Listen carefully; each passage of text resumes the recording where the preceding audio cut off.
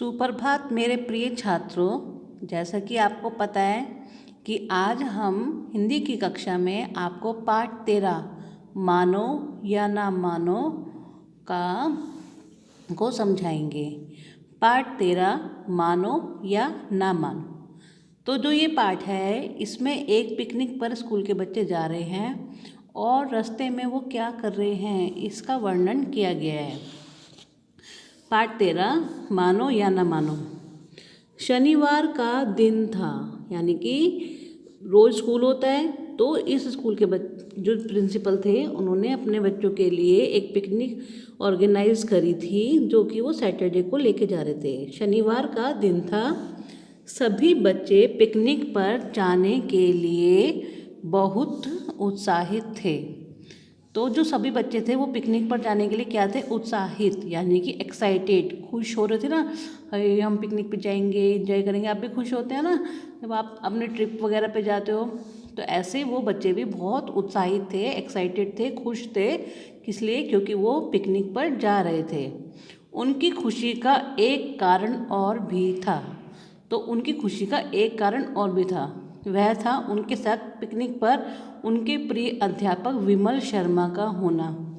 और वो इसलिए भी खुश थे क्योंकि उनके साथ उनके फेवरेट टीचर, फेवरेट, जैसे आपके भी कोई प्रिय टीचर होते हैं ना जो आपको बहुत अच्छे लगते हैं, जिनसे आपको पढ़ना अच्छा लगता है, जिनकी क्लास आपको हमेशा अटेंड करना अच्छा लगता है। तो ऐसे ही उनके फेवरेट टीचर थे विमल शर्मा। तो वो भी उनके साथ जा रहे थे। तो बच्चे बड़े ही खुश थे कि हमारे फेवरेट टीचर भी हमारे साथ जा रहे हैं। कुछ ही देर बाद बस आ गई। तो कुछ देर में क्या आ गई? बस। और सभी बच्चे बारी बारी से बस में चढ़ गए। तो जब बस आई तो सब बच्चे अपनी टर्न वाइज, ये रूल्स होते हैं ना, सेफ्टी रूल्स, कि जब बस आ जाती है तो बस जब आ जाए और रुक जाए तो हमें लाइन में बस में चढ़ना चाहिए, धक्का मुक्की नहीं करनी चाहिए। तो सभी बच्चे डिसिप्लिन से बारी बारी से बस में चढ़ गए। सभी ने अपना अपना स्थान ले लिया और सभी ने बस में अपनी अपनी सीट पर सब बैठ गए। बस पिकनिक स्पॉट की ओर चल पड़ी और बस ने अपनी जर्नी स्टार्ट करी, यानी कि बस पिकनिक स्पॉट की ओर चल पड़ी। अचानक सुमित बोला, सडनली, अचानक सुमित बोला, क्या मित्रों, कल मैंने एक बहुत ही अनोखी इमारत के बारे में पढ़ा। तो क्या बोला कि मैंने कल एक इमारत के बारे में पढ़ा है। मैं उस इमारत के विषय में आप सबको बताना चाहता हूँ। तो उसने कहा कि मैं आप सबको उस इमारत के बारे में बताना चाहता हूँ। क्या आप सब जानना चाहेंगे? तो उसने पूछा, क्या आप सब जानना चाहते हैं कि मैंने किस इमारत के बारे में पढ़ा? तो सभी बच्चों ने सहमति में सिर हिला दिया। तो सभी बच्चों ने क्या किया? सहमति में सिर हिला दिया। दोस्तों, आज मैं आपको पीसा के मीनार अर्थात टावर ऑफ पीसा के बारे में बताऊंगा। तो सुमित ने क्या कहा कि मैंने एक इमारत यानी कि बिल्डिंग के बारे में पढ़ा है और मैं आपको आज उसके बारे में बताता हूँ। तो वो कौन सी बिल्डिंग है? वो है पीसा के मीनार अर्थात टावर ऑफ पीसा। तो सुमित ने उसके बारे में बच्चों को सभी को बताना शुरू किया कि इस जो मीनार थी उसका निर्माण 1173, यानी कि इसको कहते हैं 1173। यानी कि जैसे आप अभी 2000 लिखते हो 21, तो ऐसे ही पहले 1800 था, 1900, 1700, 1600, 1500, तो 1173 में होना शुरू हुआ।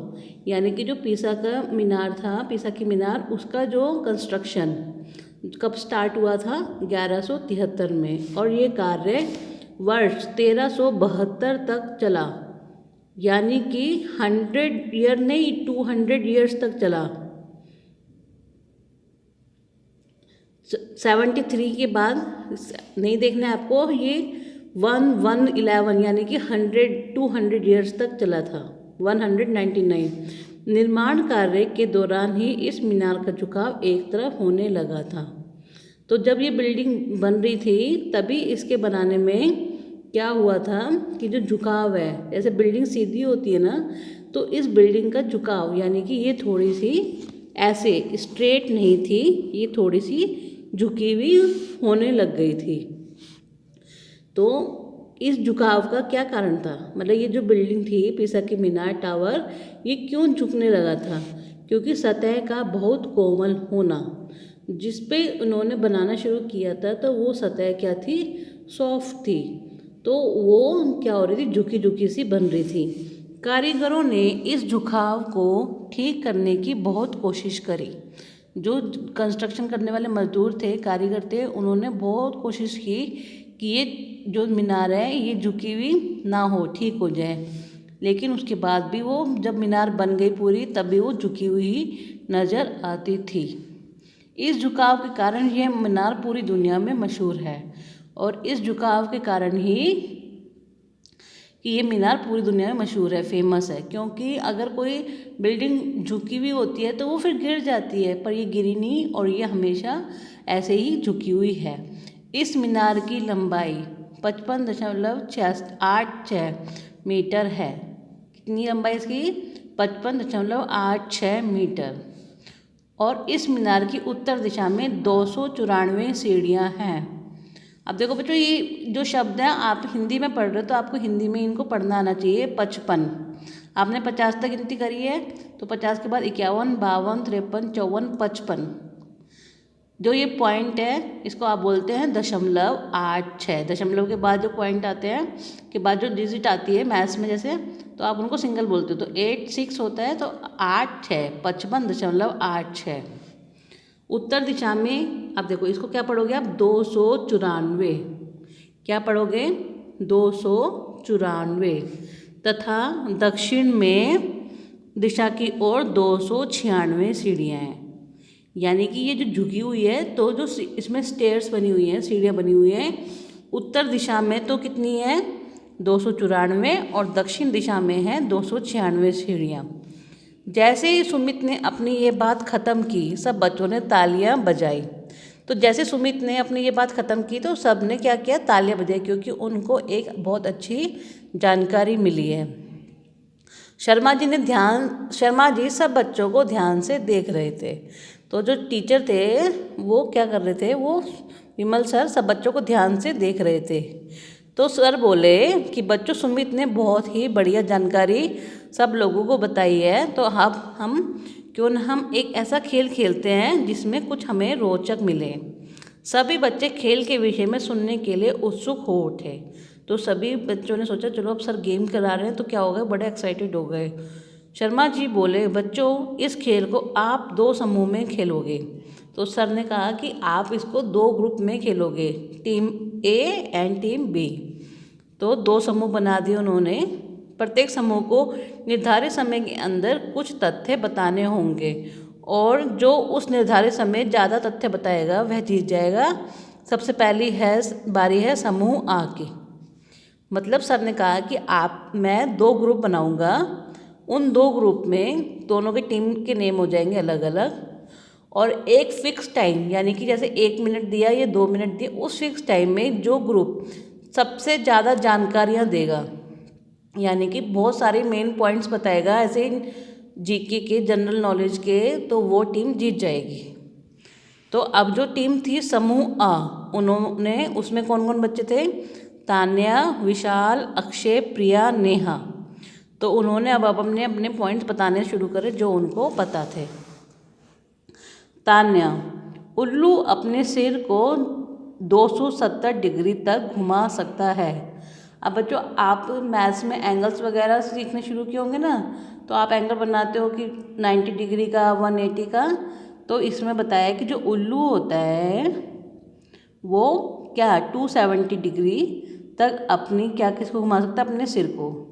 यानी कि आप अपने जो हेड है उसको मूव करते हो ना, तो आप पीछे तक नहीं ले जा सकते हो, थोड़ा सा ऐसे लेके जाते हो, तो जो उल्लू है वो 270 डिग्री तक, यानी कि मतलब पूरा घुमाने से थोड़ा कम, जो पूरा अगर घुमाते हैं तो वो 360 डिग्री का बनता है, तो उतना नहीं, थोड़ा सा कम तक वो अपनी उसको घुमा सकता है। विशाल, ब्लू व्हेल की जीभ का भार 1 हाथी के जितना होता है। तो फिर विशाल ने बताया, यानी कि सेकंड पॉइंट इन्होंने बताया कि जो ब्लू व्हेल होती है उसकी जो टंग, जीभ, टंग का जो वेट है, भार वेट होता है एक हाथी के जितना होता है, यानी कि जितना वेट एक एलिफेंट में होता है उतना वेट केवल ब्लू व्हेल की टंग में होता है, उसकी जेब में होता है। फिर अक्षय ने थर्ड पॉइंट बताया, हाथी कूद नहीं सकता, जो एलिफेंट है वो जंप नहीं कर सकता है। ये किसने बताया? अक्षय ने।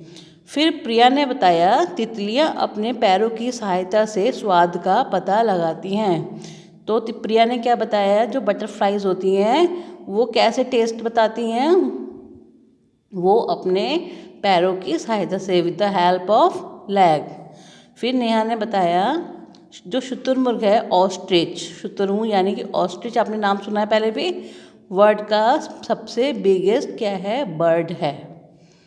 शुतुरमुर्ग यानी कि ऑस्ट्रिच क्या है? वर्ल्ड का सबसे बिगेस्ट बर्ड है, और ये सब फ्लाइटलेस बर्ड भी होता है। तो समूह आ यानी कि टीम ए 1 2 3 4 5 पॉइंट्स 5 नॉलेज दिए उन्होंने। अब उन्होंने फिर अब टर्न आई, उनका टाइम हो गया अप। अब आई समूह बा यानी कि टीम बी। उसमें एक जो है बच्चे प्रकृति और शिखा उन्होंने बताया, और कौन कौन बच्चे हैं उस ग्रुप में? प्रियांश एंड सपना। तो अब उन्होंने अपनी बात शुरू करी कि हम वो क्या क्या नॉलेज देना चाहते थे। तो प्रकृति ने बताया, बांस, बैम्बू संसार का सबसे तेज़ी से बढ़ने वाला पौधा है। प्रकृति ने बताया कि जो बैम्बू होता है वो वर्ल्ड का सबसे फास्टेस्ट, मतलब फास्टेस्ट ग्रोइंग क्या है? प्लांट है। फिर शिखा ने बताया, एक औसत आकार का पेड़ लगभग कितनी 1,70,100 पेंसिल बनाने के लिए पर्याप्त लकड़ी प्रदान करता है। आप देखो इस डिजिट को आप कैसे पढ़ोगे? 1 10 100 1000 10,000 लाख। तो अगर आप इसको हिंदी में पढ़ोगे, अभी आप बड़ी क्लास में आओगे ना, जब आप इसको रीड करना, तो हिंदी में आप कैसे पढ़ोगे? 1,70,100 पेंसिल बनाने के लिए क्या प्रदान करता है? वुड, यानी कि जो बांस होता है, बैम्बू होता है, नहीं बैम्बू नहीं, जिससे वो बता रहे हैं कि जो लकड़ी जो मिलती है पेंसिल बनाने के लिए, तो वो एक जो पेड़ होता है वो कितने देता है? वो उससे हम एक पेड़ से इतनी पेंसिल बना सकते हैं, कितनी? 1,70,100।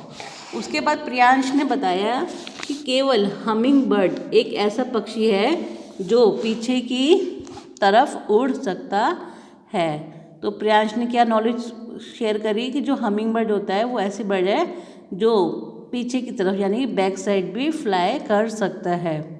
उसके बाद है सपना। सपना ने क्या बताया कि मगरमच्छ अपनी जीभ नहीं हिला सकता है। तो सपना ने बताया कि जो क्रोकोडाइल होता है वो अपनी टंग को मूव नहीं कर सकता है। तो समूह ब का भी समय समाप्त हुआ। तो समूह आ के बच्चों ने समूह ब की लिए तालियां बजाई। अब सभी को क्या था? विजेता टीम का नाम सुनने की उत्सुकता थी। जिस समूह में कम समय में ज़्यादा तथ्य बताए तो वो जीता। तो जिसने कम समय में ज़्यादा तथ्य बताए वह है समूह आ। तो सभी बच्चे एक दूसरे को बधाई देने लगे। इतने में शर्मा जी बोले, बच्चों पिकनिक स्पॉट भी आ गया है। देखो अब इन्होंने जो समूह बा था उसमें उन्होंने 4 बच्चों ने बताया, और समूह आ में यानी कि टीम ए ने 5 स्टूडेंट्स ने बताया, तो इसलिए उन्होंने ज़्यादा पॉइंट बताए। तो टीम ए ने जो ये कंपटीशन था क्विज का, ये जीत गए। और बच्चों का क्या हो गया? बच्चों का टाइम भी पास हो गया, उनको नई नॉलेज भी मिली, और वो अपने कहाँ पहुँच गए? पिकनिक स्पॉट पर भी पहुँच गए।